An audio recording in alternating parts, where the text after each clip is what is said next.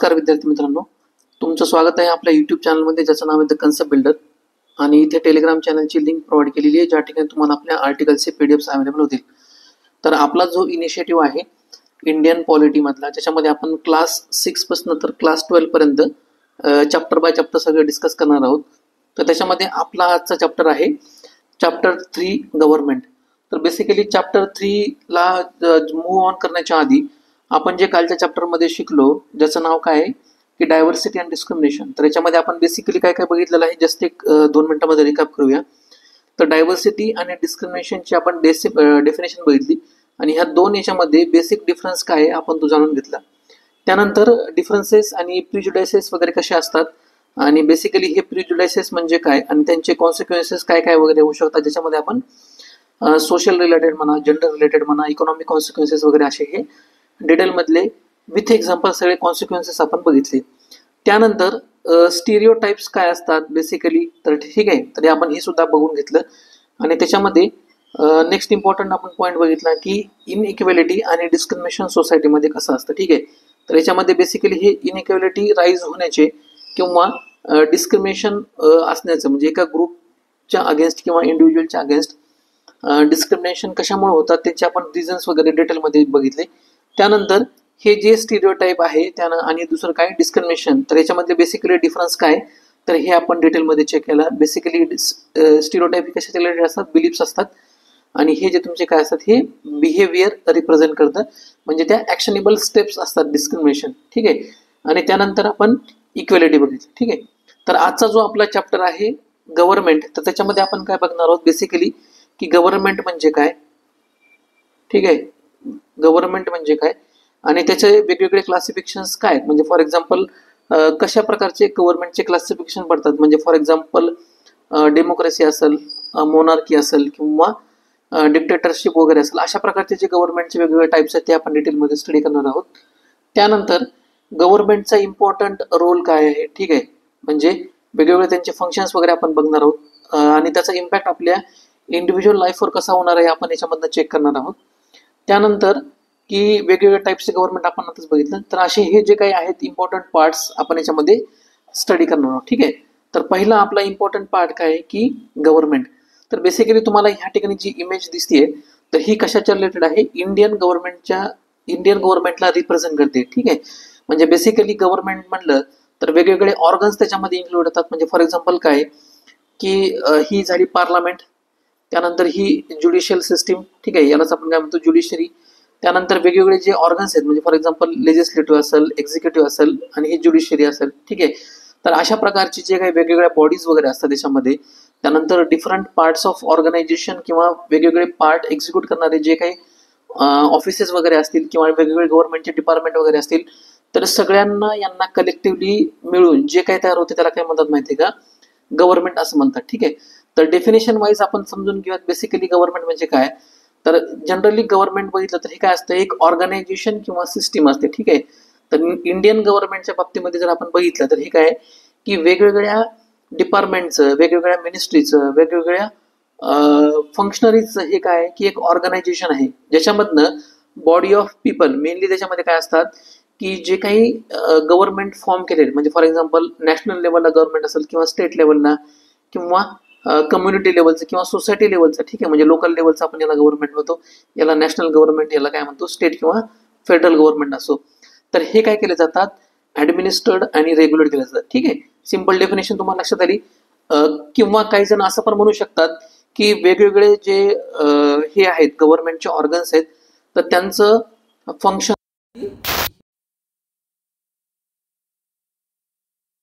काय असेल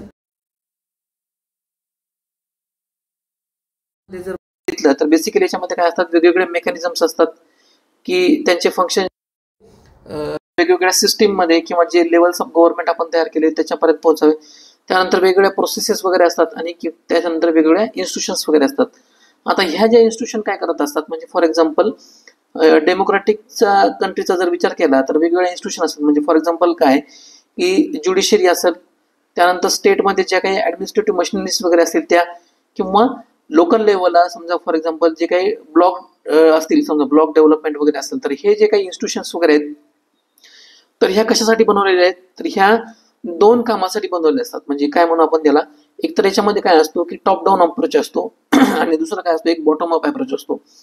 bottom up अप्रोचचा जर विचार केला तर याच्यामध्ये काय केलेलं असतं की सिटीजन्स किंवा त्या सोसायटीमधले वेगवेगळे जे ग्रुप्स वगैरे असतात तर ह्या इन्स्टिट्यूशनला काय करत असतात, अकाउंटेबल धरत असतात आणि त्यांचे जे इंटरेस्ट वगैरे असतील किंवा त्यांचे जे सोप्या भाषेत आपण काय म्हणूया त्यांचे जे कामं वगैरे असतील समजा, ठीक आहे, म्हणजे लोकांचे कामं करून घेण्यासाठी ह्यांना काय करतात, हे अकाउंटेबल पकडतात.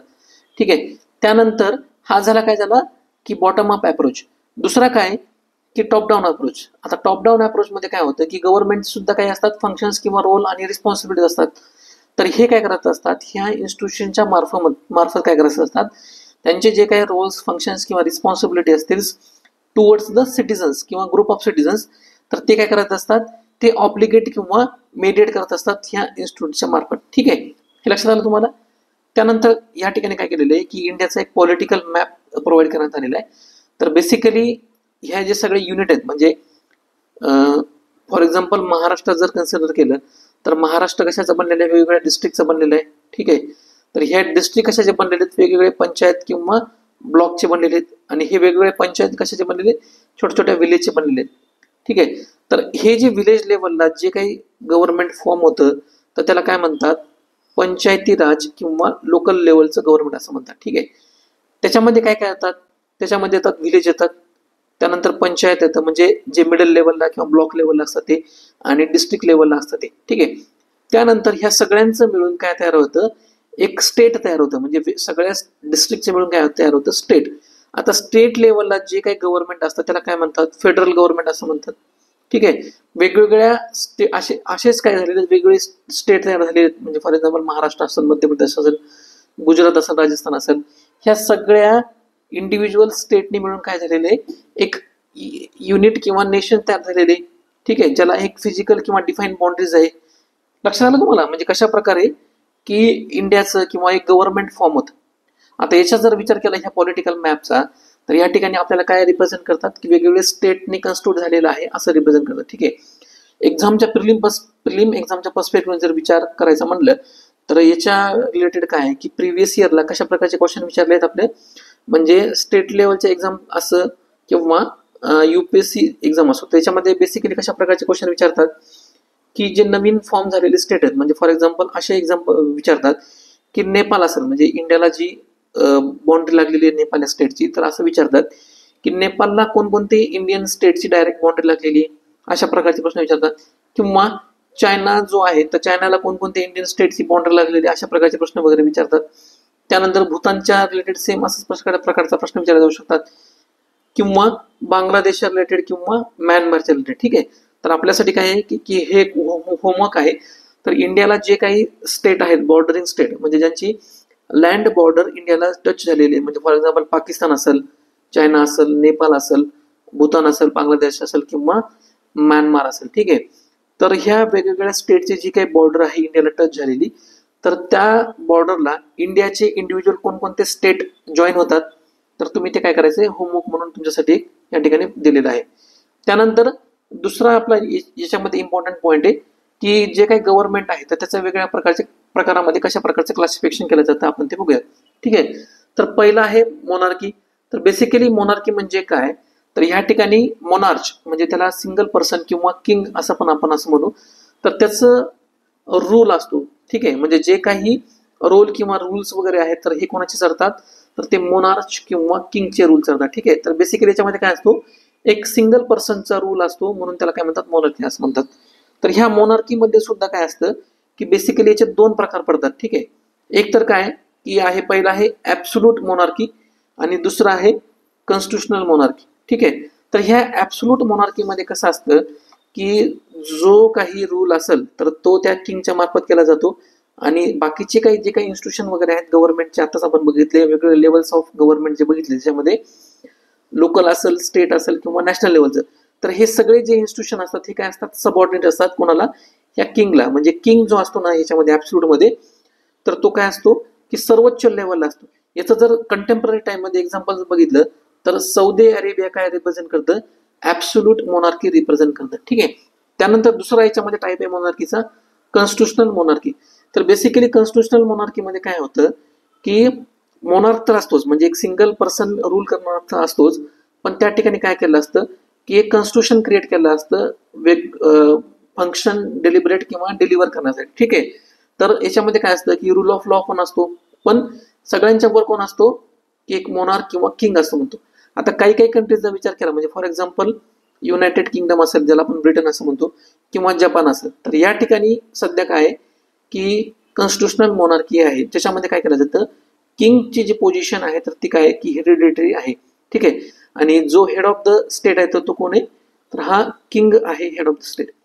त्यानंतर दुसरा इम्पॉर्टंट याच्यामध्ये गव्हर्नमेंटचा टाईप आहे डेमोक्रेसी. ठीक आहे, तर बेसिकली डेमोक्रेसीचा जर विचार केला तर याच्यामध्ये काय असतं की जी काही पॉवर असते तर ही कोणाच्या सोबत असते किंवा कोणाच्या हातामध्ये असते, तर पीपलच्या हातामध्ये असते. तर ही पॉवर पीपलच्या हातामध्ये कशी असते, तर एक लक्षात घ्या की ज्या वेळेस डेमोक्रेसी असतात तर त्यावेळेस काय असतं की इलेक्शन हे एक इम्पॉर्टंट फंक्शन असतं डेमोक्रेसीमध्ये. त्या इलेक्शनच्या मार्फत हे जे काही पीपल असतात ते काय करत असतात, त्यांचे रिप्रेझेंटेटिव्ह निवडून देत असतात on behalf of that people. ठीक आहे, तर हे रिप्रेझेंटेटिव्ह काय करत असतात की मेजॉरिटीने गव्हर्नमेंट फॉर्म करत असतात, आणि हे जे काही गव्हर्नमेंट यांनी फॉर्म केलेलं आहे तर ते काय करत असतं, अल्टिमेटली या पीपलसाठी काम करत असतं. तर यालाच काय म्हणतात, रिप्रेझेंटेटिव्ह डेमोक्रेसी असं पण म्हणतात, किंवा डायरेक्टली ही जी काही पॉवर आहे तर ही कशा प्रकारे पीपलच्याच हातात आहे तर हे शो करतं. ठीक आहे, तर याच्यामध्ये सुद्धा काय केलेलं असतं डेमोक्रेसीमध्ये की वेगवेगळ्या प्रकारचे टाइप्स पडलेले असतात. म्हणजे या ठिकाणी काय सांगितलेले, power is vested in the people who rule either directly or through elected representative. आता हे जे आपण प्रोसेस बघितली की कशा प्रकारे पीपल त्यांच्या रिप्रेझेंटेटिव्हला निवडून देतात, त्याला काय म्हणतात, इलेक्टेड रिप्रेझेंटेटिव्ह असं म्हणतात. आणि दुसरी जी आहे ज्याच्यामध्ये काय केलं जातं की डायरेक्टली रिप्रेझेंट केले जातात, म्हणजे फॉर एक्झाम्पल स्वित्झर्लंड असेल किंवा नॉर्वे वगैरे असेल, त्याच्यामध्ये काय करतात, सिटिझन्स जे असतात ना ते काय करतात, डायरेक्टली व्होटिंग करतात, आणि जे काही डिसिजन्स वगैरे असतील तर त्याच्यामध्ये पार्टिसिपेशन करतात, त्याला काय म्हणतात, डायरेक्ट डेमोक्रेसी असं म्हणतात. ज्याच्यामध्ये रेफरंडम म्हणा किंवा रिकॉल म्हणा किंवा इनिशिएटिव्ह म्हणा, ते अशा प्रकारचे इन्स्ट्रुमेंट वगैरे असतात तर ते त्यांचा यूज करतात, आणि त्याच्यानुसार म्हणा लॉचं क्रिएशन करतात, किंवा त्याच्यामध्ये लॉच्या ऍक्च्युअल निर्मितीमध्ये किंवा त्यांच्या फॉर्म्युलेशनमध्ये तर ते पार्टिसिपेट करतात, म्हणून त्याला काय म्हणतात, डायरेक्ट डेमोक्रेसी असं म्हणतात. आता हे दोन प्रकार जर सोडले, म्हणजे फॉर एक्झाम्पल काय की डायरेक्ट डेमोक्रेसी आणि रिप्रेझेंटेटिव्ह डेमोक्रेसी, तर याचे सुद्धा काय करतात, वेगवेगळे प्रकार पडतात. एक जस्ट इन्फॉर्मेशन घेऊया की कोणकोणते वेगवेगळे टाइप्स याच्यामध्ये आहेत. त्याच्यानंतर नेक्स्ट काय की कॉन्स्टिट्युशनल डेमोक्रेसी. तर बेसिकली कॉन्स्टिट्युशनल डेमोक्रेसीमध्ये काय असतं की जे काही पॉवर किंवा प्रोटेक्शन वगैरे आहे तर ते कशामध्ये डायरेक्टली कॉन्स्टिट्युशनमध्ये मेन्शन केलेले असतात, आणि कॉन्स्टिट्युशनच हे काय असतं की सर्वोच्च असतं, म्हणून त्याला काय म्हटलेलं आहे, कॉन्स्टिट्युशनल डेमोक्रेसी असं म्हटलेलं आहे. त्यानंतर ज्या ठिकाणी समजा इंडिव्हिज्युअल राईट्स म्हणा, फ्रीडम म्हणा, किंवा लॉला इक्वल प्रोटेक्शन दिलं जातं, आणि ह्या गोष्टी त्याच्यामध्ये प्रॉमिनंटली फॉलो केल्या जातात, अशा कंट्रीमध्ये त्या डेमोक्रेसीला काय म्हणतात, लिबरल डेमोक्रेसी असं म्हणतात. सिमिलरली सोशल डेमोक्रेसी एक हा एक प्रकार आहे ज्याच्यामध्ये काय केलं जातं, सोशलिझमचे जे काही प्रिन्सिपल आहेत, म्हणजे सोशल वेलफेअर असेल किंवा इकॉनॉमिक इक्वेलिटी वगैरे असेल, तर अशा प्रिन्सिपलला ज्या ठिकाणी प्रायोरिटी दिली जाते सॉरी, तर त्याला काय म्हणतात की सोशल डेमोक्रेसी असं म्हणतात. त्यानंतर डेलिबरेटिव्ह डेमोक्रेसी. तर बेसिकली ह्या डेलिबरेटिव्ह डेमोक्रेसीमध्ये काय केलं जातं की जे काही पब्लिक डिस्कोर्स म्हणा किंवा डेलिब्रेशन म्हणा किंवा डिबेटनं जे काही डिसिजन्स आउटकम त्याच्यामधून निघतील, आणि अशा प्रकारचे जे काही फंक्शन्स किंवा अशा प्रकारची सिस्टीम ज्या ठिकाणी फॉलो केल्या जाते त्याला काय म्हणतात, डेलिबरेटिव्ह डेमोक्रेसी असं म्हणतात. म्हणजे जनरली डेलिबरेटिव्ह डेमोक्रेसीचा जर विचार केला, आता मला सांगा सगळ्या सिटीजनला डिस्कशनमध्ये किंवा डिबेटमध्ये पार्टिसिपेशन करणं पॉसिबल आहे का, नाही. म्हणून इंडियासारखी जर लार्ज कंट्री वगैरे असेल किंवा ज्या ठिकाणी खूप मोठ्या प्रमाणामध्ये सिटीजन्स किंवा पॉप्युलेशन वगैरे असेल, तर त्या ठिकाणी आपण अशा प्रकारची जी काही डेमोक्रेसी आहे तर ती इम्प्लिमेंट करू शकत नाही. म्हणून स्मॉल ग्रुप ज्या ज्या ठिकाणी असतो तर त्या ठिकाणी अशा प्रकारची जी काही डेमोक्रेसीची जी मेथड आहे डेलिबरेटिव्ह डेमोक्रेसी, म्हणजे फॉर एक्झाम्पल एखादी ऑर्गनायझेशन वगैरे असेल किंवा एखादं स्मॉल व्हिलेज वगैरे असेल, तर त्या ठिकाणी काय करू शकतो आपण, ही डेलिबरेटिव्ह डेमोक्रेसीची कन्सेप्ट आपण इम्प्लिमेंट करू शकतो. ठीक आहे, तर ह्या डिफरंट टाइप्स ऑफ डेमोक्रेसी झाल्या. त्यानंतर पुढचं आहे ऑथॉरिटेरियनिझम. तर बेसिकली ऑथॉरिटेरियन म्हणजे काय, त्याच्यामध्ये एक सिंगल लीडर असतो किंवा ग्रुप ऑफ लीडर जे असतात तर त्यांच्याकडे रिअल पॉवर असते. ठीक आहे, आणि पब्लिक पार्टिसिपेशन जे असतं ना ते काय असतं की व्हेरी लिमिटेड असतं, त्याच्यामध्ये जास्त स्कोप पब्लिक पार्टिसिपेशन नसतो. तर याच्यामध्ये प्रॉमिनंट एक्झाम्पल जर बघितलं कंटेम्पररी टाइममध्ये, तर रशिया आणि चायना ह्या ज्या दोन कंट्रीज जे आहेत ना, तर ह्या काय आहेत की ऑथॉरिटेरियन आहेत. ज्याच्यामध्ये काय केलेलं आहे, रिअल पॉवर जी तर ही सिंगल लीडर आहे. रशियाच्या बाबतीमध्ये आपण बघितलं की व्लादिमीर पुतीन जे तर यांच्याकडे काय की रिअल पॉवर त्यांच्या हातामध्ये आहे. ठीक आहे. आणि पब्लिक पार्टिसिपेशन जे आहे तर हे व्हेरी लिमिटेड आहे. नेक्स्ट आहे टोटलिटेरियन. बेसिकली टोटलिटेरियन म्हणजे काय असतं की जे काही गव्हर्नमेंट फॉर्म केलेलं असतं किंवा ज्या ठिकाणी जो काही पीपल गव्हर्नमेंट म्हणून रिप्रेझेंट करतो स्वतःला, तर तो सगळे जे काही अस्पेक्ट्स असतील म्हणजे पब्लिक म्हणा किंवा प्रायव्हेट लाईफ मधले, तर सगळे डिसिजन जो असतो ना तर हा सिंगल पर्सन किंवा ते काय गव्हर्नमेंट घेत असतं. ठीक आहे. तर कंटेम्पररी टाइम मध्ये जर याचं टोटलिटेरियनचं एक्झाम्पल बघितलं गव्हर्नमेंटचं, तर नॉर्थ कोरिया हे रिप्रेझेंट करतं किंवा एरिट्रिया. ठीक आहे. तर ह्या 2 कंट्रीज ज्या आहेत ह्या कंटेम्पररी टाइम मध्ये तर टोटलिटेरियन गव्हर्नमेंट रिप्रेझेंट करतात. त्यानंतर आपला इम्पॉर्टंट पॉईंट आहे डिफरंट फंक्शन्स ऑफ गव्हर्नमेंट. तर बेसिकली नॉर्मल जे इम्पॉर्टंट फंक्शन्स आहेत म्हणजे फॉर एक्झाम्पल काय की सिटीजनच्या रिलेटेड असतील किंवा लँड बाउंड्री म्हणा किंवा त्यांची काय सोव्हर्निटी वगैरे असेल ते ती मेंटेन करण्यासाठी, म्हणजे फॉर एक्झाम्पल काय की लॉ अँड ऑर्डर मेंटेन करण्याचं जे काही फंक्शन वगैरे असेल ते सुद्धा काय करतं, म्हणजे काय एकतर काय लॉचं फॉर्म्युलेशन करणं, सोसायटी व्यवस्थित एस्टॅब्लिश व्हावी, रेग्युलेट व्हावी त्यासाठी, आणि हे जर लॉ ब्रेक होत असतील तर त्यासाठी ऑर्डर मेंटेन करणं हे सुद्धा काम काय की गव्हर्नमेंटचं काम आहे. त्यानंतर डिफेन्स. बेसिकली हे काय की इंटरनल आणि एक्सटर्नल ह्या दोन्ही गोष्टीसाठी असतं. सॉरी, डिफेन्स जे असतं ते एक्सटर्नल गोष्टीसाठी असतं आणि लॉ अँड ऑर्डर जे असतं ते काय असतं इंटरनल गोष्टींसाठी असतं. तर इंडियाचं जे काय म्हणजे फॉर एक्झाम्पल एखादी कंट्री जर आपण कन्सिडर केली इंडिया, तर त्याच्या रिलेटेड म्हणजे जे काय असते समजा प्रोटेक्शन ऑफ लँड बॉर्डर असेल किंवा त्यांच्या ज्या बाउंड्रीज वगैरे आहेत दुसऱ्या कंट्री बरोबर ज्यावेळेस त्यावेळेस टच होतात तर त्यांचं प्रोटेक्शन करणं, तर ते जे काही फंक्शन वगैरे असेल ते कशाच्या अंतर्गत येतं, डिफेन्सच्या अंतर्गत येतं. म्हणजे protection of single country or any country or territory from the external threat किंवा इन्व्हेजन, त्याला काय म्हणतात डिफेन्स रिलेटेड फंक्शन असं म्हणतात. त्यानंतर इम्पॉर्टंट फंक्शन आहे पब्लिक सर्व्हिसच्या रिलेटेड, म्हणजे फॉर एक्झाम्पल हेल्थ असेल, एज्युकेशनच्या रिलेटेड वगैरे असेल किंवा एक दुसऱ्या काही सोशल सर्व्हिसेस वगैरे असतील, तर ह्या सुद्धा सिटीजन्सला प्रोव्हाइड करणंच कशाच्या अंतर्गत येतं हे गव्हर्नमेंटचे फंक्शन आहे. त्यानंतर काय की कंट्रीमध्ये इकॉनॉमिक स्टॅबिलिटी आणि ग्रोथ मेंटेन करणं, तर हे काय की इकॉनॉमीच्या रिलेटेड जे काही फंक्शन्स वगैरे असतील म्हणजे इम्पॉर्टंट लॉज वगैरे क्रिएट करणं, रूल्स वगैरे क्रिएट करणं, त्यानंतर मार्केटचं रेग्युलेशन वगैरे करणं. ठीक आहे. त्यानंतर मार्केटमध्ये पैसा जो आहे तर तो काय करणं इंट्रोड्यूस वगैरे करणं किंवा त्याचं रेग्युलेशन करणं. त्यानंतर इंडस्ट्री एस्टॅब्लिश वगैरे करणं, त्यांचं रेग्युलेशन वगैरे करणं, रिसोर्सचं एक्स्ट्रॅक्शन कशा प्रकारे केलं जातं, ह्या काही ज्या सगळ्या गोष्टी वगैरे आहेत तर हे कशाच्या अंतर्गत येतात, जे काही गव्हर्नमेंटचं इकॉनॉमिक आणि ग्रोथच्या रिलेटेड फंक्शन आहे त्याच्या रिलेटेड. त्यानंतर पुढचं इम्पॉर्टंट फंक्शन आहे सोशल वेलफेअर. तर आताच आपण काय बघितलं, जे काही हेल्थ रिलेटेड, इकॉनॉमीच्या रिलेटेड आणि सोशल रिलेटेड, म्हणजे याच्यामध्ये काय येतं सोशल वेलफेअर म्हणलं की सोसायटीमध्ये राहणारे वेगवेगळे जे काही कन्स्टिट्युएंट पार्ट आहेत, म्हणजे फॉर एक्झाम्पल ट्रायबल असतील, वुमन्स असतील, त्याच्यानंतर ट्रान्सजेंडर वगैरे असतील, त्याच्यानंतर काय वेगवेगळे मार्जिनलाइज सेक्शन्स वगैरे असतील. ठीक आहे. तर अशा लोकांसाठी जे काही त्यांचे वेलफेअर रिलेटेड ऍक्टिव्हिटी वगैरे असतील थ्रू डिफरंट गव्हर्नमेंट प्रोग्राम्स म्हणा किंवा इनिशिएटिव्ह म्हणा किंवा स्कीमच्या मार्फत, तर त्यांचं वेलफेअर करणं, त्यांना जी काही सध्या त्यांची जी काही कंडिशन आहे त्यांच्यापासून सोशली म्हणा इकॉनॉमिकली म्हणा तर त्यांना काय करणं त्याच्यापासून वर घेणं. ठीक आहे. त्यांचा जो क्रायटेरिया आहे किंवा जी काही त्यांची स्टँडर्ड ऑफ लिव्हिंग आहे तर त्यांचा जो दर्जा आहे तो उंचावणं, तर हे कशाच्या अंतर्गत येतं सोशल वेलफेअरच्या अंतर्गत येतं. नेक्स्ट इम्पॉर्टंट पॉईंट आहे की एन्व्हायरमेंटल प्रोटेक्शन. तर बेसिकली हे काय जे बाकीचे फंक्शन्स वगैरे आहेत law and order, defence, public service किंवा सोशल वेलफेअर, तर याच्याच बरोबर जे काही एन्व्हायरमेंटचं प्रोटेक्शन करणं हे सुद्धा इम्पॉर्टंट फंक्शन आहे, गव्हर्नमेंटचं एक इम्पॉर्टंट फंक्शन आहे. ठीक आहे. त्यानंतर डिफरंट टाइप्स किंवा लेवल्स ऑफ गव्हर्नमेंट आपण बघूया. तर बेसिकली लेवल्स ऑफ गव्हर्नमेंटचा जर विचार केला तर याच्यामध्ये काय येतं की हे लेवल्स कशावरनं पडलेले आहेत, जे काही ऍडमिनिस्ट्रेशन वगैरे आहे, म्हणजे फॉर एक्झाम्पल लोकल लेवलला जर ऍडमिनिस्ट्रेशन करायचं असेल त्याच्यासाठी काय की लोकल लेवलला एक गव्हर्नमेंट आपण फॉर्म करतो, ज्यालाच आपण काय म्हणतो इंडियामधचा जर विचार केला तर पंचायत राज इन्स्टिट्यूशन आपण तयार केलेले. स्टेट लेवलचा जर गव्हर्नमेंटचा जर विचार केला तर या ठिकाणी काय वेगवेगळे फेडरल युनिट किंवा स्टेट्स वगैरे आहेत. ठीक आहे. त्यानंतर नॅशनल लेवलला सेंट्रल गव्हर्नमेंट आहे. तर अशा प्रकारचे आपण काय केलेले डिपेंडिंग अपॉन द फंक्शन म्हणा किंवा ऍडमिनिस्ट्रेशन म्हणा, तर हे लेवल ऑफ गव्हर्नमेंटचे आपण काय केलेले वेगवेगळे टाइप्स पडलेले. ठीक आहे. तर जे काही समजा आपण फंक्शन्स वगैरे आता हे काय करतात लोकल लेवलला जे काही लोकल लेवलचे फंक्शन्स वगैरे असतील, म्हणजे for example collection of taxes वगैरे असेल किंवा कन्स्ट्रक्शन ऑफ रोड वगैरे असेल किंवा जे काही पॉन्ड्स वगैरे असतील विलेज लेवलला किंवा जे काही ग्रेझिंग लँड वगैरे असतात त्यांचं मेंटेनन्स वगैरे करणं, किंवा वॉटर सप्लायच्या ज्या काही ऍक्टिव्हिटी वगैरे असतात, ड्रिंकिंग वॉटर सप्लाय करणं, तर हे कशाच्या अंतर्गत येतं? लोकल लेवलच्या अंतर्गत येतं.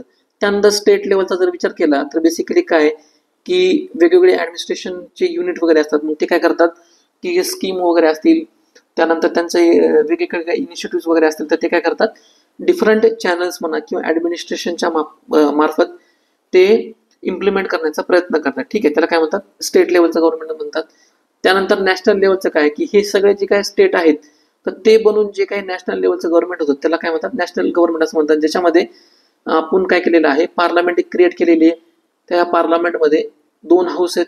ठीक आहे, एक तर काय की लोअर हाऊस आणि दुसरं काय की अप्पर हाऊस. लोअर हाऊसला काय म्हणतात? लोकसभा असं म्हणतात आणि अप्पर हाऊसला काय म्हणतात? राज्यसभा असं म्हणतात. ठीक आहे, तर अशा प्रकारचे जे काय आहेत की डिफरंट लेवल ऑफ गव्हर्नमेंट आहेत. आणि हे जे काही क्लासिफिकेशन या ठिकाणी दिलेलं आहे तर हे कशाच्या बेसिसवर दिलेले? ते जे काही वेगवेगळे फंक्शन्स परफॉर्म करतात तर त्याच्या बेसिसवर आपण काय केलेले? त्यांचं क्लासिफिकेशन बघितले. तर ह्या ठिकाणी तुम्हाला काय केलेलं आहे? एक एक्सरसाइज दिलेली आहे. तर हे डिफरंट फंक्शन्स या ठिकाणी प्रोव्हाइड केलेले आहेत की, आणि काय केलेलं आहे इथं लोकल लेवल, स्टेट लेवल आणि सेंट्रल गव्हर्नमेंट, तर त्यांच्या डिपेंडिंग ऑन फंक्शनवर आपण काय करायचं आहे की हे कोणकोणत्या गव्हर्नमेंटच्या अंतर्गत हे फंक्शन येतात तर आपण ते बघूयात. बेसिकली आता फॉर एक्झाम्पल पहिलं जर बघितलं या ठिकाणी काय दिलेलं आहे, decision of the government of India to maintain peaceful relation with Russia. तर बेसिकली आताच आपण बघितलं जे काही इंटरनॅशनल रिलेशन किंवा डिफेन्सच्या रिलेटेड गोष्टी वगैरे असतील तर ते कशाच्या अंतर्गत येतात? सेंट्रल गव्हर्नमेंटच्या अंतर्गत येतात. म्हणून या ठिकाणी काय करायचं? टिक करायची. तर तुम्ही जर ही एक्सरसाइज फॉलो केली तर तुम्हाला जी काही डिफरंट लेवल ऑफ गव्हर्नमेंट येतं ती आयडिया तुम्हाला क्लिअरली डिमार्केट होईल, आणि म्हणजे तुमचा जे काही क्लिअर अंडरस्टँडिंग आहे त्याच्यामधनं लक्षात येईल. ठीक आहे, त्यानंतर आपला इम्पॉर्टंट पॉईंट आहे लॉज आणि गव्हर्नमेंट. तर बेसिकली ज्यावेळेस एखादं गव्हर्नमेंट फॉर्म होतं तर त्या गव्हर्नमेंटचं इम्पॉर्टंट फंक्शन किंवा रोल काय असतो की लॉजचं क्रिएशन करणं. ठीक आहे, तर बेसिकली हे लॉज कशासाठी क्रिएट केले जातात?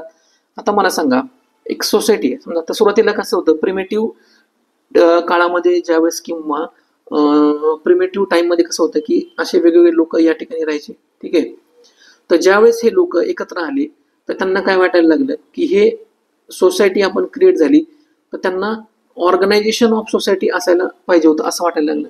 मग आता हे ऑर्गनायझेशन कसं होईल सोसायटीचं? ज्यावेळेस सोसायटीमध्ये राहण्यासाठी काही नियम म्हणा, काही अटी म्हणा, काही तरतुदी म्हणा ज्यावेळेस क्रिएट केल्या जातात तर त्यावेळेसच ती सोसायटी काय करेल? व्यवस्थित फंक्शन करेल. म्हणून त्यांनी काय केलं माहितीये का की एकत्र येऊन काय केलं? एक गव्हर्नमेंट फॉर्म केलं, ज्याला आपण काय म्हणतो? रिप्रेझेंटेटिव्ह गव्हर्नमेंट असं म्हणतो. आणि ह्याच गव्हर्नमेंटकडे यांनी काय केले की पॉवर आणि फंक्शन डेलिकेट केले. कशासाठी? की तुम्ही काय करायचे की सोसायटीच्या व्यवस्थित पीसफुल फंक्शनसाठी किंवा ती सोसायटी व्यवस्थित एस्टॅब्लिश व्हावी त्यासाठी काय करायचे की लॉज तयार करायचे, रूल्स तयार करायचे किंवा रेग्युलेशन्स तयार करायचे. ठीक आहे, तर बेसिकली हे लॉज काय असतात? It is a system of rules and that are created and enforce through social किंवा government institution to regulate the behaviour. म्हणजेच काय यांनी काय केलेलं आहे? ह्या स्वतःच लोकांचं बिहेवियर रेग्युलेट करण्यासाठी यांनी काय केलेलं आहे? एक गव्हर्नमेंट तयार केलेलं आहे. आणि ह्या गव्हर्नमेंटचं फंक्शन काय की सिस्टीम ऑफ रूल तयार करणं, जेणेकरून काय होईल की हे स्वतः इन्फोर्स करतील वेगवेगळ्या इन्स्टिट्यूशनच्या मार्फत. म्हणजे फॉर एक्झाम्पल या ठिकाणी काय बघितलं तर पोलीस सिस्टीम एस्टॅब्लिश केलेली आहे किंवा ज्युडिशियल सिस्टीम एस्टॅब्लिश केलेली आहे. ठीक आहे, म्हणजे काय की गव्हर्नमेंटल इन्स्टिट्यूशन म्हणजेच काय हे रिप्रेझेंट करतात पोलीस सिस्टीम किंवा ज्युडिशियल सिस्टीम. कशासाठी?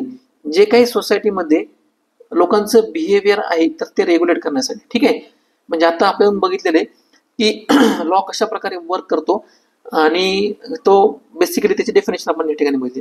आता याचं जर फ्रेमवर्क जर बघितलं तर हे बेसिकली याच्यामध्ये काय काय बघितलं जातं की जे काही इंडिव्हिज्युअल्स आहेत सोसायटीमध्ये किंवा जे काही ऑर्गनायझेशन्स आहेत सोसायटीमध्ये त्यांचं बिहेवियर किंवा जे कंडक्ट आहे तर ते रेग्युलेट करण्यासाठी. त्यानंतर सोसायटीमध्ये जे काही स्टँडर्ड्स वगैरे असतील किंवा प्रोसिजर्स वगैरे असतील किंवा जे प्रिन्सिपल्स असं वाटतं की सगळे फॉलो केले जावे. कशासाठी? पीसफुल एक्झिस्टन्ससाठी किंवा सोसायटीमध्ये एक व्यवस्थित ऑर्डर निर्माण व्हावी त्यासाठी. तर ते काय करतं? फ्रेमवर्क प्रोव्हाइड करतं. ठीक आहे, आता एक्झाम्पलच्या मार्फत जर समजून घ्यायचं म्हणलं तर बेसिकली समजा, जस्ट 1 मिनिट हा, तर एक्झाम्पलच्या मार्फत जर समजून घ्यायचं म्हणलं तर आता या ठिकाणी काय की फॉर एक्झाम्पल आता आपल्याला आपली जर इच्छा झाली की काय करायचे, आपल्याला एक व्हेकल रन करायचे किंवा ड्राईव्ह करायचे.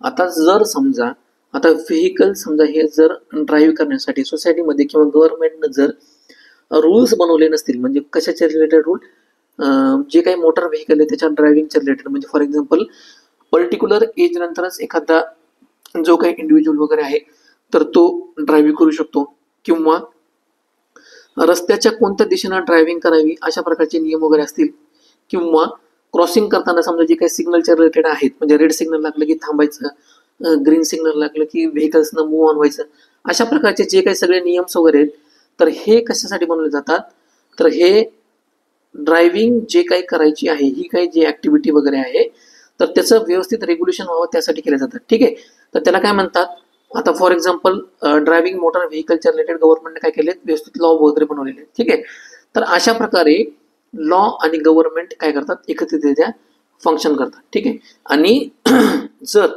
कोणी हे जर लॉ फॉलो केले नाही, म्हणजे गव्हर्नमेंटनं बनवलेले किंवा त्या ऑर्गनायझेशननं बनवलेले लॉ जर फॉलो केले नाही तर हे काय असतात, सिटीजन त्याला पनिशेबल असतात, किंवा त्यांना एकतर पनिशमेंट असते कशाची, इम्प्रिझनमेंटची, किंवा त्यांना तो फाईन पे करावा लागतो. ठीक आहे, तर अशा प्रकारचं लॉ आणि गव्हर्नमेंट हे वर्क होत असतं. आता याच्यामध्ये सुद्धा काय माहिती आहे का, की हे दोन्ही साईडने येतं, म्हणजे फॉर एक्झाम्पल काय की गव्हर्नमेंटच्या साईडनं सुद्धा गव्हर्नमेंट काय करतं की वेगवेगळे प्रोव्हिजन्स म्हणा, रेग्युलेशन्स वगैरे तयार करून ते काय करतात की एक सोसायटीमध्ये ऑर्डर क्रिएट करण्याचा प्रयत्न करतात.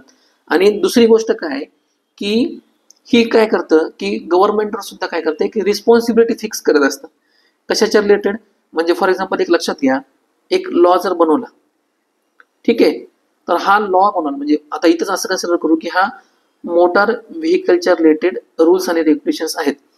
आता गव्हर्नमेंटला सिटीजन्सनं पॉवर दिली याचा अर्थ असा नाही की गव्हर्नमेंट काहीही रूल्स किंवा रेग्युलेशन बनवल. ठीक आहे, त्यानंतर हे गव्हर्नमेंट म्हणजे काय झालं की हे सुद्धा काय करतं, गव्हर्नमेंटवर एक लेजिटिमेट रिस्पॉन्सिबिलिटी प्रोव्हाइड करतं. ठीक आहे, लक्षात आलं तुम्हाला की म्हणजे कशा प्रकारे ही जी आहे म्हणजे लॉ आणि गव्हर्नमेंट, म्हणजे हे जे दोन फंक्शन्स आहेत किंवा दोन डायमेन्शन्स आहेत लॉ आणि गव्हर्नमेंट, हे कसे एकमेकाला कोऑपरेटिव्ह म्हणा किंवा कोलॅबरेटिव्ह किंवा कोऑर्डिनेटिव्ह आहेत. ठीक आहे, म्हणजे अशा प्रकारे हे जे दोन्ही जे आहेत ना ते हे एकमेकाविषयी फंक्शन करत असतात.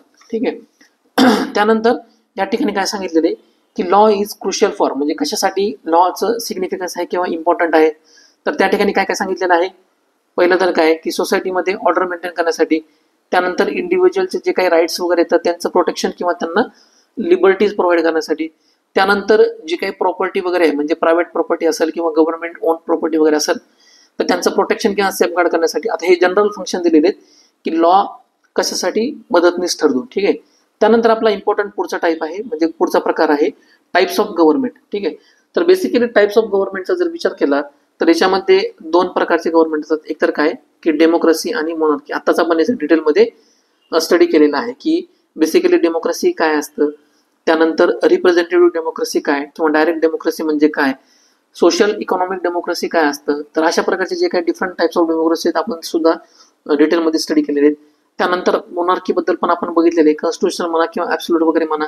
ठीक आहे, तर अशा प्रकारची ही डिफरंट टाइप्स ऑफ गव्हर्नमेंट वगैरे असतात. त्यानंतर आता हे जे गव्हर्नमेंट फॉर्म होतात तर यांना काय करतात, जे काही पीपल असतात किंवा सिटीजन्स वगैरे असतात तर हे काय करतात, पॉवर प्रोव्हाइड करत असतात. ठीक आहे, आणि ह्या लोकांना पॉवर कोण देत असतं, एक कॉन्स्टिट्युशनल फ्रेमवर्क किंवा आपण त्याला काय म्हणू एक कॉन्स्टिट्युशनल बुक असतं, तर हे पॉवर ह्या पीपलला देत असतात. आणि पीपल अल्टिमेटली त्यांची काही जी पॉवर आहे किंवा जे काही रूल्स अँड रेग्युलेशन्स त्यांना इम्प्लिमेंट वगैरे करायचे असतात तर ते कोणाला देतात, गव्हर्नमेंटला देतात. ठीक आहे, त्यानंतर नेक्स्ट इम्पॉर्टंट आपला टॉपिक आहे डेमोक्रॅटिक गव्हर्नमेंट. तर बेसिकली डेमोक्रॅटिक गव्हर्नमेंटमध्ये आपण आताच काय बघितलेले, याच्यामध्ये काय असतात, एक इन्स्टिट्यूशन किंवा ऑर्गनायझेशन असते जे लोकांच्या हितासाठी रूल्स रेग्युलेशन्स बनवत असते. ठीक आहे, आणि ज्याच्यामध्ये वेगवेगळे लेवल असतात, म्हणजे फॉर एक्झाम्पल लोकल लेवलला असेल, स्टेट लेवलला असेल किंवा नॅशनल. आणि डेमोक्रॅटिक म्हणजे काय की बेसिकली ज्या ठिकाणी पीपलला अधिकार असतो, म्हणजे जे काही सिटीजन्स वगैरे आहेत ग्रासरूट लेवलला तर त्यांच्या हे काय करतात, एक सिस्टीम तयार करतात, त्याला काय म्हणतात, गव्हर्नमेंट असं म्हणतात. ठीक आहे, म्हणून याला काय म्हटलेलं आहे, डेमोक्रॅटिक गव्हर्नमेंट असं म्हणलेलं आहे. आता याची जर प्रोसेस आपण आताच बघितली म्हणजे रिप्रेझेंटेटिव्ह डेमोक्रेसीमध्ये कशा प्रकारे हे जे पीपल किंवा सिटीजन्स वगैरे असतात त्यांचे रिप्रेझेंटेटिव्ह निवडून देतात. हे जे काही रिप्रेझेंटेटिव्ह असतात ते अल्टिमेटली काय करतात, एक गव्हर्नमेंट फॉर्म करतात आणि हे काय जे फॉर्म झालेलं गव्हर्नमेंट आहे ते अल्टिमेटली कोणाच्या याच्यासाठी काम करत असतं, म्हणजे हितासाठी काम करत असतं. तर ह्या सिटिझन्स किंवा पीपल ज्यांनी ज्यांना निवडून दिलेलं आहे त्यांच्यासाठी हे काम करत असतं. ठीक आहे. आता याच्यामध्ये जर बघितलं तर प्रत्येक पीपलला हा गव्हर्नमेंट निवडण्याचा अधिकार आहे का, तर नाही. इंडियाचं जर एक्झाम्पल घेतलं तर आपल्याला काय केलेलं आहे की ज्या वेळेस इंडिया इंडिपेंडंट झाला त्यानंतर आपले जे काही कॉन्स्टिट्युशनल फादर वगैरे होते किंवा कॉन्स्टिट्युशन जे मेकर होते त्यांनी काय केलं होतं, एक कन्सेप्ट आणली होती. ठीक आहे. त्याला काय म्हणतो आपण, युनिव्हर्सल अडल्ट फ्रँचायझी. म्हणजे काय की सर्वांना मतदानाचा समान अधिकार. म्हणजे जे काही सगळे अडल्ट आहेत, म्हणजे फॉर एक्झाम्पल काय 18 वर्ष ज्यांनी वयाचे पूर्ण केलेले आहेत तर त्यांना काय केलेलं आहे, आपण मतदानाचा समान हक्क प्रोव्हाइड केलेला आहे. म्हणजे काय की प्रत्येकाच्या मतदानाला, म्हणजे तो गरीब असो किंवा श्रीमंत असो, वयाचे त्यांनी 18 वर्ष पूर्ण केलेले असतील, म्हणजे सोसायटीच्या कोणत्या का सेक्शन मधनं तो येईल, प्रत्येकाला मतदानाचा अधिकार आहे. आणि प्रत्येकाच्या मतदानाची जी काही व्हॅल्यू आहे किंवा त्यांच्या जी काही वोटची व्हॅल्यू आहे तर ती काय असणार आहे, एक असणार आहे. ठीक आहे. तर याच्यामध्ये प्री इंडिपेंडंट इंडियामध्ये अशा प्रकारची सिच्युएशन नव्हती. तर त्या काळामध्ये काय असायचं की फक्त लिमिटेड लोकांनाच मतदानाचा अधिकार दिलेला असायचा. ठीक आहे.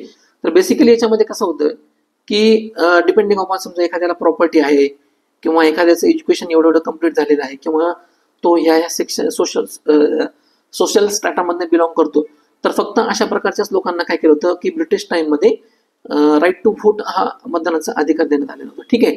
तर त्याच्या अगेन्स्ट जे इंडियाचे प्रॉमिनंट लीडर होते महात्मा गांधी, तर यांनी काय केलं होतं, त्यांचं जे 1931ला यंग इंडिया नावाचं जे जर्नल पब्लिश व्हायचं तर त्याच्यामध्ये राईट टू व्होटच्या रिलेटेड त्यांनी काय केलं होतं, त्यांचे व्ह्यूज एक्सप्रेस केले होते. ठीक आहे. तर ते त्याच्यामध्ये काय म्हणतात, I cannot possibly bear the idea that man who has got wealth should have the vote, but the man who has got character but no wealth or literacy should have no vote. म्हणजे याच्यामधनं हे काय represent करतं हे statement की फक्त काही काही सिलेक्टेड लोकांनाच त्यांनी काय केलं होतं की मतदानाचा अधिकार नव्हता. म्हणजे on the basis of wealth असेल किंवा on the basis of literacy वगैरे असेल. ठीक आहे. तर अशा लोकांनाच त्यांनी काय केलं होतं, मतदानाचा अधिकार दिला होता. आणि ज्या लोकांना कॅरेक्टर नाहीये किंवा जे अशिक्षित लोक आहेत तर त्यांना त्यावेळेस मतदानाचा अधिकार नव्हता. Or that a man who works honestly by the sweat of his bro day in and day out should not have the vote for the crime of being poor man. म्हणजे जे काही लोअर स्ट्रॅटामध्ये इकॉनॉमिकली जे काही lower स्ट्रॅटामध्ये लोक होते तर त्यांना मतदानाचा अधिकार नव्हता. ठीक आहे. तर या ठिकाणी काय केलं जायचं, ब्रिटिश इरामध्ये तर त्यांना डिस्क्रिमिनेट केलं जायचं ऑन द बेसिस ऑफ, म्हणजे त्यांचं इकॉनॉमिक म्हणा किंवा सोशल जे काही स्ट्रक्चर असेल किंवा त्यांचं बॅकग्राऊंड वगैरे असेल तर त्याच्या बेसिसवर. ठीक आहे. तर हे या ठिकाणी कशामुळे प्रोव्हाइड केलेलं आहे, तर ज्या वेळेस तुम्हाला राईट टू वोटवर, म्हणजे मेन्स जे काही आन्सर रायटिंग वगैरे असेल तर राईट टू वोटच्या रिलेटेड, म्हणजे फॉर एक्झाम्पल असं म्हणा GS4चा पेपर आहे तर त्या ठिकाणी इथिकल गव्हर्नन्सच्या रिलेटेड फेअरनेस वगैरे असेल किंवा इन्क्लुझिव्हिटी ज्या काही व्हॅल्यूज तुम्हाला त्याच्याबद्दल लिहायचं वगैरे असेल तर तुम्ही काय करू शकता, हे महात्मा गांधीचं जे काही स्टेटमेंट आहे लॉच्या रिलेटेड वोटच्या रिलेटेड याच्यामध्ये काय रिप्रेझेंट करतं, फेअरनेस जे आहे तर ह्या ठिकाणी दिसत नाही आपल्याला आणि इन्क्लुझिव्हिटी जे सुद्धा त्या ठिकाणी दिसत नाही. आणि त्यानंतर पोस्ट इंडिपेंडन्समध्ये आपण युनिव्हर्सल अडल्ट फ्रँचाईज प्रोव्हाइड करून कशा प्रकारे राईट टू व्होटनं फेअरनेस म्हणा किंवा इन्क्लुझिव्हिटी जी आहे तर ती आपण एस्टॅब्लिश करण्याचा प्रयत्न केला. तर तुम्ही अशा प्रकारचे जे काही एक्झाम्पल्स वगैरे असतात इथिक्समध्ये म्हणा किंवा केस स्टडीमध्ये म्हणा किंवा जे काही एसएचे पेपर वगैरे तर त्या ठिकाणी म्हणा, तर आपण या ठिकाणी काय करू शकतो, हे महात्मा गांधीचं जे काही स्टेटमेंट ते पुट करू शकतो. किंवा ऑप्शनलच्या रिलेटेड जे काही समजा फॉर एक्झाम्पल तुमचं ऍडमिनिस्ट्रेशन म्हणजे पब्लिक ऍडमिनिस्ट्रेशन असेल किंवा पॉलिटिकल सायन्स वगैरे असेल तर अशा ऑप्शनलमध्ये सुद्धा तुम्हाला जे काही पॉलिटिकल थॉट्स वगैरे आहेत तर त्या ठिकाणी सुद्धा आता महात्मा गांधी यांचं काय केलेलं आहे की इम्पॉर्टंट एक इंडियन फिलॉसॉफर म्हणून त्यांचे आपल्या सिलेबसमध्ये तर पॉलिटिकल सायन्सच्या सिलेबसमध्ये यांचा आपल्याला स्टडी आहे. तर ज्या वेळेस राईट टू वोटच्या रिलेटेड तुम्हाला जर एखादा आर्ग्युमेंट प्रोव्हाइड वगैरे करायचं असेल तर त्या ठिकाणी तुम्ही काय करू शकता, पॉलिटिकल सायन्स किंवा पब्लिक ऍडमिनिस्ट्रेशनमध्ये सुद्धा या कोडचा यूज करू शकता. किंवा इंडियामध्ये व्होटिंग राईट जे आहे तर त्याचं इव्होल्युशन कसं झालं, म्हणजे प्री इंडिपेंडंट इरामध्ये व्होटिंगचं राईट कसं होतं आणि पोस्ट इंडिपेंडंट इरामध्ये व्होटिंगचं राईट कसं होतं तर ते सुद्धा बघू शकतो. त्यानंतर ह्या इव्होल्युशनचा संबंध आलाच आहे. तर पोस्ट इंडिपेंडंटमध्ये सुरुवातीला काय होतं की ज्यावेळेस युनिव्हर्सल अडल्ट फ्रँचाईज आपल्याला प्रोव्हाइड करण्यात आली होती तर त्यावेळेस ज्यांचं वय 21 वर्ष पूर्ण आहे तर त्यांना मतदानाचा अधिकार देण्यात आला होता. ठीक आहे, म्हणजे सगळ्यांना. त्यानंतर हे जे मतदानाचा अधिकार आहे 21 वरनं काय करण्यात आलं होतं, ज्यांचं वय 18 वर्ष पूर्ण आहे तर त्यांना करण्यात आला होता. आणि हे करण्यासाठी काय केलं होतं, आपल्या इंडियन पार्लमेंटमध्ये 61st कॉन्स्टिट्युशनल अमेंडमेंट ऍक्ट जे आहे तर ती 1988 ला इंट्रोड्यूस करण्यात आली होती. ती कधी पास झाली, 1989 ला ती पास झालेली. ठीक आहे. तर एक्झामच्या प्रिलिमच्या पर्स्पेक्टिव्ह आपल्यासाठी काय महत्वाचं आहे, तर कोणत्या कॉन्स्टिट्युशनल अमेंडमेंट ऍक्टनं जे काही वोटिंग एज आहे तर 21 वरनं 18 करण्यात आले तर ते काय, 61st कॉन्स्टिट्युशनल अमेंडमेंट ऍक्ट. ठीक आहे, तर हे इम्पॉर्टंट आहे. आणि त्यानंतर याच्या रिलेटेड जे काही इंडियन कॉन्स्टिट्यूशन मधलं आर्टिकल 326 आहे तर त्याच्यामध्ये बदल करण्यात आलेला होता. तर हे सुद्धा एक इम्पॉर्टंट पॉईंट आहे, तुम्ही तो लक्षात ठेवायचा आहे. त्यानंतर ह्या ठिकाणी काय केलेलं आहे, युपीएससी किंवा एमपीएससी म्हणजे एमपीएससीचा जो नवीन सिलेबस आता किंवा जे 2025 पासून नवीन पॅटर्न आहे, तर मेन्स साठी जे काही क्वेश्चन म्हणजे पॉसिबल क्वेश्चन याच्यामधनं येऊ शकतात, एक्सपेक्टेड क्वेश्चन, तर आपण काय केलेलं आहे, रूल ऑफ लॉ हे डेमोक्रेटिक गव्हर्नमेंटच्या रिलेटेड कसं आहे किंवा कसं वर्क करतं, त्याचं सिग्निफिकन्स किंवा इम्पॉर्टन्स काय, तर ह्या ठिकाणी आपण बघितलेलं आहे. त्यानंतर पार्लमेंटरी डेमोक्रेसी किंवा प्रेसिडेन्शियल डेमोक्रेसीमध्ये याच्यामध्ये काय फरक आहे आणि वेगवेगळे लेवल्स ऑफ गव्हर्नमेंट वगैरे आहेत. ठीक आहे, तर त्याच्याबद्दल त्यांचा इम्पॅक्ट कसा होतो आणि वेगवेगळ्या कंट्रीमध्ये कशा प्रकारचं गव्हर्नमेंट फंक्शन होतं, तर या ठिकाणी तुम्हाला काय केलेले आहेत की 2 क्वेश्चन्स प्रॅक्टिससाठी प्रोव्हाइड करण्यात आले. तर तुम्ही काय करायचे, तर हे सॉल्व्ह करून घ्यायचे डिपेंडिंग अपॉन आज जे काही आपण शिकलो त्याच्या बेसिसवर. ठीक आहे, तर या ठिकाणी आपला हा चॅप्टर संपलेला आहे. आपल्या चॅप्टरचं काय नाव होतं, गव्हर्नमेंट. ठीक आहे, तर उद्या जो काही आपला नेक्स्ट चॅप्टर आहे तर आपण त्याच्यामध्ये कव्हर करूयात. तर आपल्या नेक्स्ट चॅप्टरचं नाव काय, पंचायत राज इन्स्टिट्यूशन. ठीक आहे, केअरफुली ऐकल्याबद्दल तुमच्या सर्वांचे थँक्यू, तुमच्या सगळ्यांचे आभार. आणि आपलं जर लेक्चर तुम्हाला आवडलं असेल किंवा आपली जी काही कन्सेप्ट आहे तर तुम्हाला व्यवस्थित समजली असेल तर जास्तीत जास्त तुमच्या मित्राबरोबर शेअर करा, आपल्या चॅनलला लाईक करा आणि चॅनलला सबस्क्राईब करायला विसरू नका. Thank you so much.